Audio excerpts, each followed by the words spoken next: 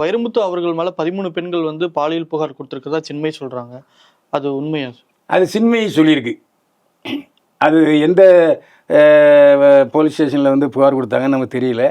ஆனால் சின்மையே சொல்லியிருக்காங்க, நான் பாலியல் புகார் கொடுத்துருக்கேன், ஆனால் ஒரு எஃப்ஐஆர் கூட வைரமுத்து மேலே போடல, விசாரணையும் வந்ததாக தெரியல, ஏன்னா அவருக்கு ஆளுங்கட்சி சப்போர்ட் இருக்குது, அதனால் போலீஸ்காரங்க வைரமுத்து வீட்டுக்கு போகிறதுக்கு பயப்படுறாங்க. நான் மட்டுமல்ல 13 பெண்கள் கொடுத்துருக்காங்க அப்படின்னு சொல்கிறாங்க.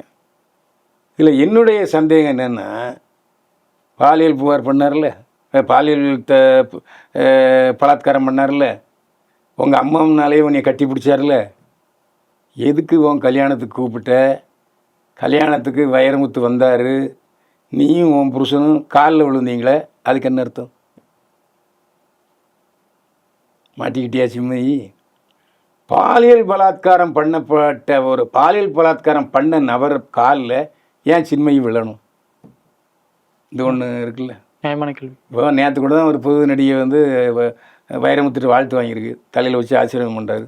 அதெல்லாம் வயது முற்பின் காலமாக தன்னோட அப்பா ஸ்தானத்தில் இருக்காரு அப்படின்ற மாதிரி. ஆமாம், அந்த அர்த்தமும் இருக்குது.